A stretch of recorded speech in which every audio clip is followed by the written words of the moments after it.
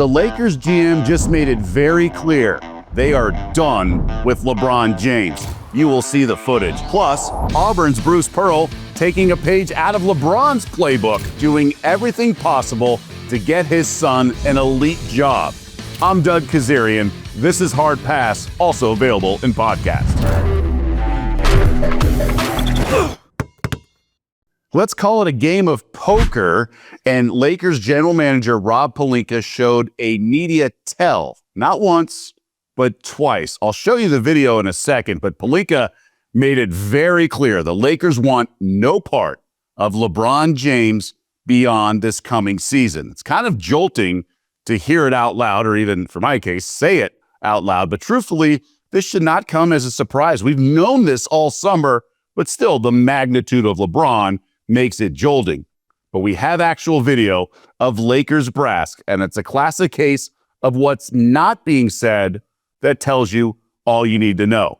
The Lakers sent a very clear message throughout the summer, signing Luka to a max contract and not offering LeBron a contract extension. However, we have two new developments recently. First, a clear report, or scoop, that confirms what we suspected when we started connecting the dots. According to Bleacher Report's Yaron Weitzman, LeBron did not get what he wanted from the Lakers this summer, which was a multi-year contract. So he had to opt in instead of opting out of this final season of his current deal. He wanted the 1+1, which would have been 2 more years.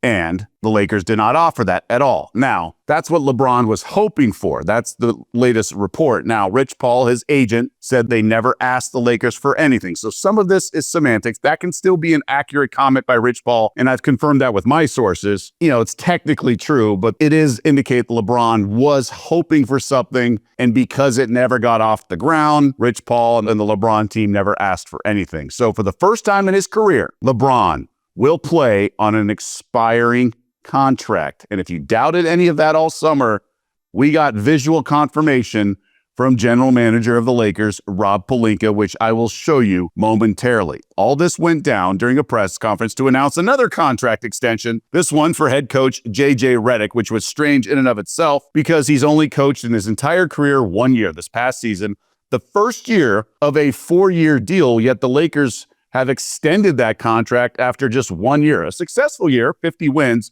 but still, he has 3 years left on his deal, and he doesn't have a ton of experience. And they did not divulge any of the details or contract length. Again, strange, but the media was diligent with questions, and that's what made this so fascinating. ESPN's Dave McMenamin got Rob Pelinka on the spot to answer specifically the question about LeBron's future in LA. And this is important. From all my years of being in the media, which is over 2 decades, I've noticed one thing that's always so critical. If the person you're interviewing, especially with a group, whether it's a press conference or a media scrum, we call it, immediately finishes answering your question and looks away, they want to move on to another topic or another question from a different reporter. Their technique really is trying to use a person's natural tendency to avoid confrontation, hoping the media member won't press on, maybe interrupt, and instead they'll change topics. So watch Pelinka's body language when he stops talking each time. First things first would be for him to be able to make the decisions he wants to in terms of how long he wants to play. We're going to continue to honor and respect that and let him speak into that. You kind of answered. I just want to put a point on it, though. If he was interested in extending beyond this year, are the Lakers interested in having LeBron James as part of the team? Yeah, I think I've said before in a previous question, we would love if LeBron's story would be to retire as a Laker. That'd be a positive story. Again, great job by Dave McMenamin of ESPN. Pelinka clearly wanted to change topics. Dave kept him on point, explicitly asking him about LeBron's future in LA, and then Pelinka turned again. It was a lot of word salad. He did say he wants to allow LeBron to speak on that topic, which is totally fair. LeBron's earned that right. However, notice what Pelinka did not say. He did not say LeBron is a Laker for however long he wants to be. That was not said. He said this. We would love if LeBron's story would be to retire as a Laker. That'd be a positive story. So that means the Lakers think it would be great. Great story if LeBron retired after this coming season. Pelinka did not give him an open invite to make the call, obviously because of salary cap world, right? We know that because LeBron didn't get a contract this summer. Final year of his deal for the first time in his career, as I mentioned. Think about it. He's making $52 million this year and has a no-trade clause.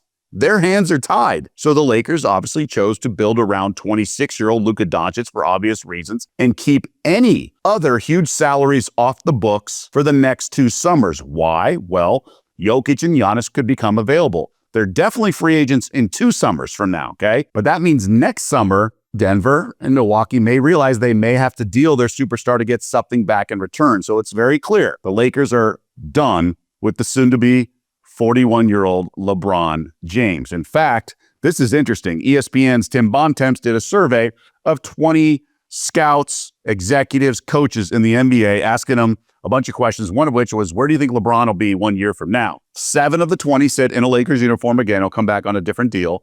5 said retired.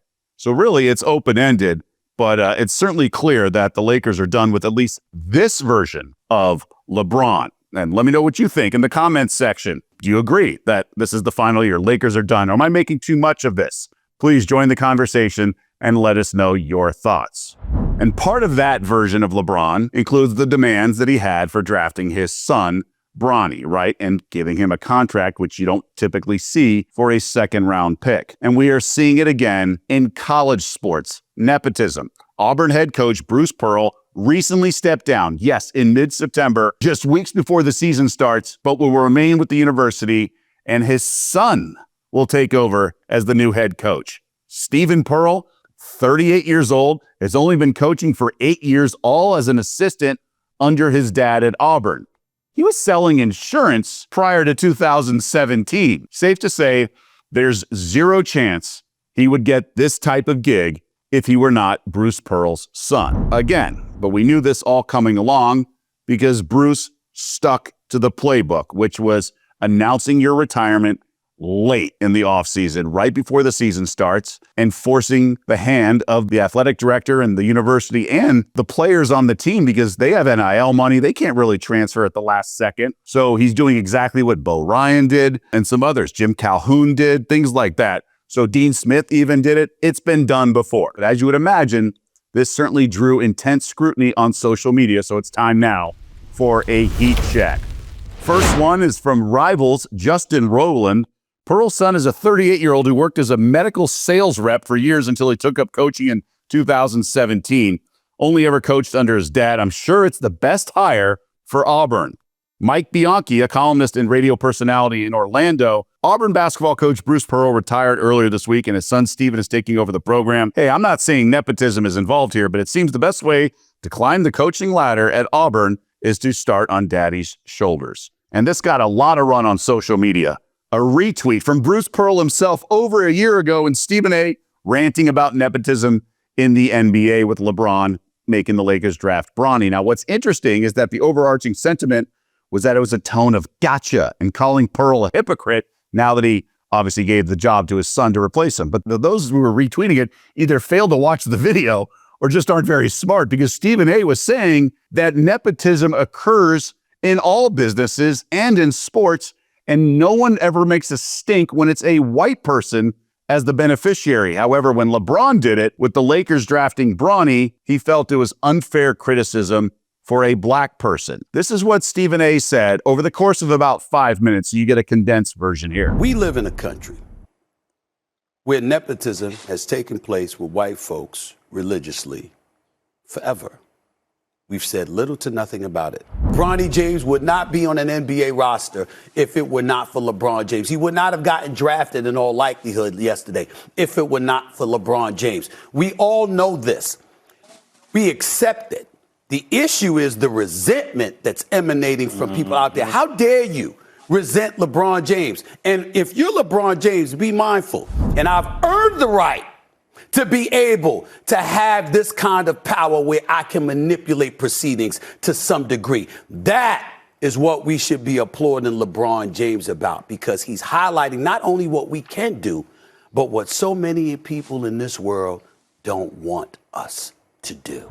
Pearl has known all along what he was doing. Reportedly, 3 years ago, Auburn's previous athletic director declined a request by Pearl to officially name his son a coach in waiting that we see from some other programs, right? Pearl was actually agreeing with Stephen A. that LeBron had earned the right to nepotism, insinuating that Pearl agreed that certain people do. This is what happens at the very top. They want to get more because they think they've earned the right. Look at Kawhi and all the reports surfacing of all his contract demands.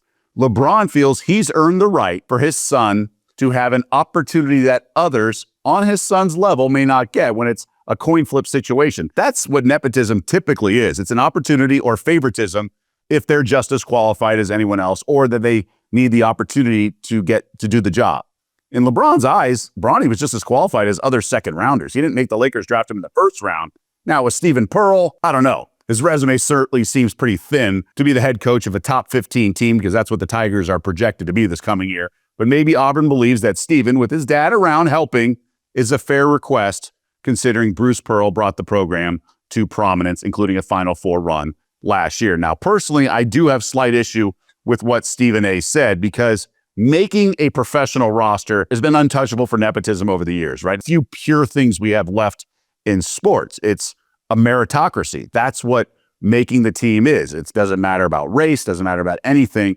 If you're good enough, you're on the team because everyone's trying to win at all costs. But with that being said, we certainly see nepotism in front offices and mostly white executives. So I understand what Stephen A. was saying, and it's the opportunity, the resentment. I think he had a really good point regarding that. You know, to be fair, Stephen Silas and Bernie Biggerstaff, NBA black coaches, certainly probably had opportunity because their dads were head coaches. So there's at least a favoritism, I will say, not call it nepotism necessarily. As for Pearl, well, other coaches' sons have certainly had great coaching careers. Homer Drew's son, right? Scott Drew at Baylor, fantastic, won a title. So did Tony Bennett of Virginia. His dad was a legendary coach. Richard Pitino, John Thompson III, Danny Hurley of UConn won a title back-to-back. Also, I know his dad wasn't a coach in the college or the pros, but his dad is a legendary high school coach. So, you know, maybe there's some favoritism. I guess the difference is those guys paid their dues. They didn't get fast-tracked like Stephen Pearl did. So we'll see what happens. Time will certainly tell. Let me know your thoughts. Join the conversation. Let us know, am I connecting too many dots? Am I being too harsh on Stephen Pearl and what's going down here in Auburn on the Plains? Definitely eager to hear your input on this. Time now for fans in the stands, and this is when I get to acknowledge and respond to comments section.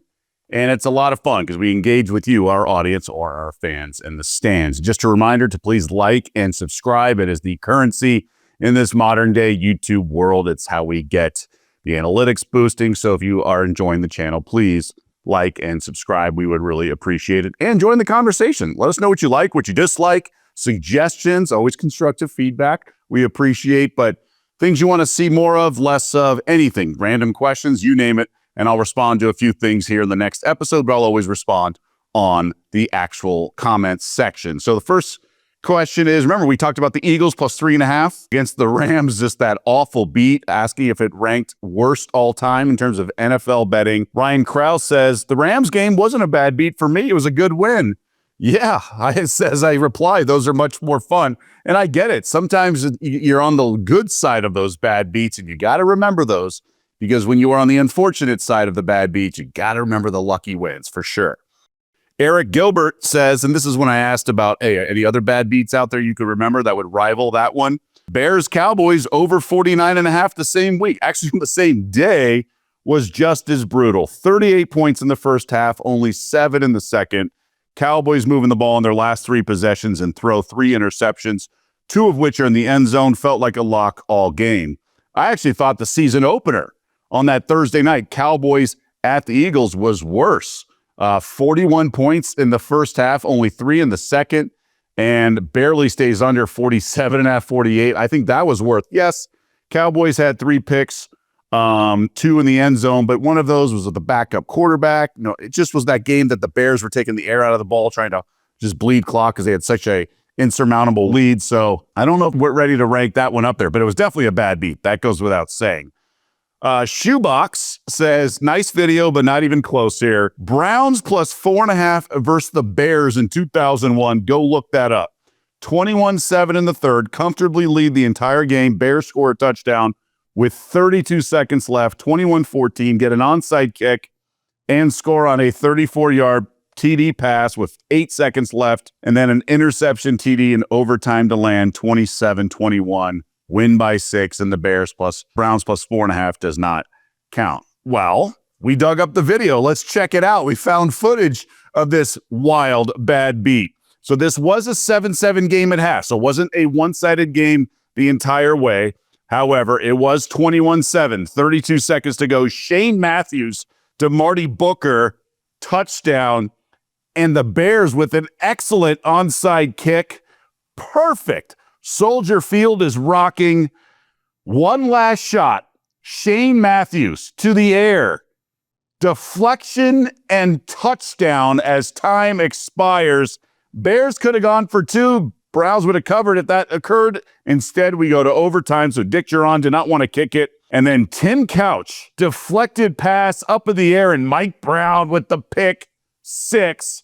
And yes, the walk-off touchdown means Chicago wins by 6, and the Browns plus 4.5 was in the bag. I will say, just to split hairs, at halftime, the second half line, it's around 4.5 anyway. So you're not dominating the entire game like the Rams were against the Eagles. So that's one component, but obviously up 21-7 in the fourth, that late, catching 4.5. Yeah, onside kick and a touchdown with 30. The ending was awful.